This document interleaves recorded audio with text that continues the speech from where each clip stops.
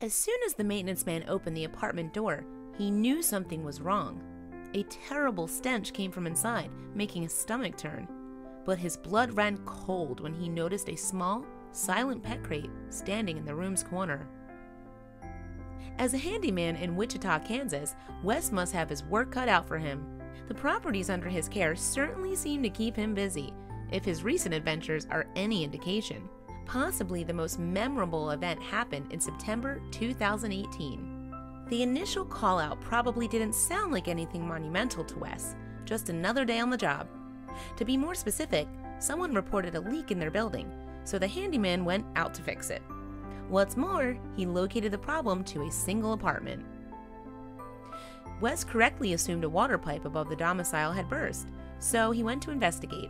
However, a problem arose when he reached the location.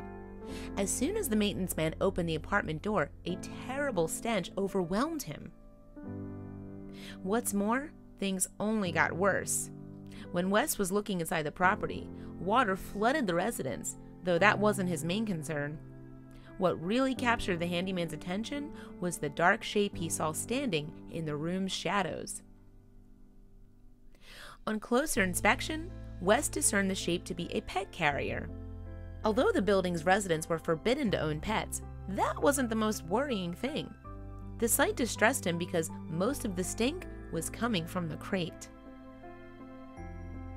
Furthermore, you'd expect animals to make some noise, but Wes didn't hear a sound from the carrier. Needless to say, he rushed over to check on the poor creatures, and what he saw broke his heart. Wichita Animal Action League's WAAL Executive Director Sarah Kaufman told his story.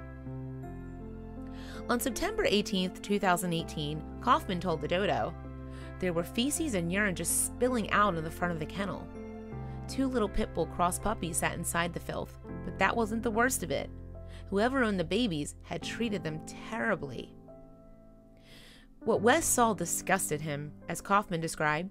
She said, he noticed that the puppies couldn't open their mouths, so he shined a flashlight in the crate and realized they had something wrapped around their muzzles and that their noses were really swollen and red. At a loss with how to progress, Wes contacted a dog fosterer friend who worked with WAAL. She, in turn, rang the Wichita-based nonprofit, who had some advice. "I was like, tell him to wait right there," Kaufman said. "I'm on my way and I'm bringing the cavalry." Kaufman herself led a rescue team to the property with the intention of saving the puppers. She and her accompanying animal control officers subsequently whisked the poor dogs to an animal clinic. There, rescuers got a proper look at what bound the pups' mouths shut. "We originally thought that it was wire wrapped around their noses because it was so tight," Kaufman recalled. However, it wasn't wire, but small rubber bands sealing the pups' mouths. According to Kaufman, they were no bigger around than my thumb. WAAL's veterinarians surmised that the dog's owner had bound their mouths for a period of 12 to 24 hours. Rescuers removed the bands as carefully as possible. The bands were so tight, though, that the pups couldn't help but yelp in pain. In fact, the doctor said that if Wes had reached the pups any later, their abuse would have had serious consequences. Loss of blood supply to extremities can cause permanent damage to the affected tissue. It may have even robbed the babies of their sense of smell. In addition to their tied snouts, the puppers had also suffered urine burns on their feet. Thankfully, the vet didn't foresee any lasting damage apart from some light scarring. After food and bath, the pups were free to go, so WAAL sought out a foster home for them. Kaufman didn't have to look far either. A loving foster family snapped the pups right up. "They're such a great testament to how resilient dogs are," Kaufman told the Dodo, "because I certainly wouldn't be as happy if that happened to me. But they were playing and cuddling with their foster and having a great time." As well as their new family, which came complete with a mommy foster dog, the pups also got names. Now they're called Wilson and Violet, and they never have to go back to their previous owner. As for their abuser, they did not escape punishment. WAAL explained via update of the pup's progress on Facebook, the owner is facing misdemeanor animal abuse charges. It wrote on September 20th, 2018. "We wish it could be charged as felony, but the way the law is written just doesn't support it."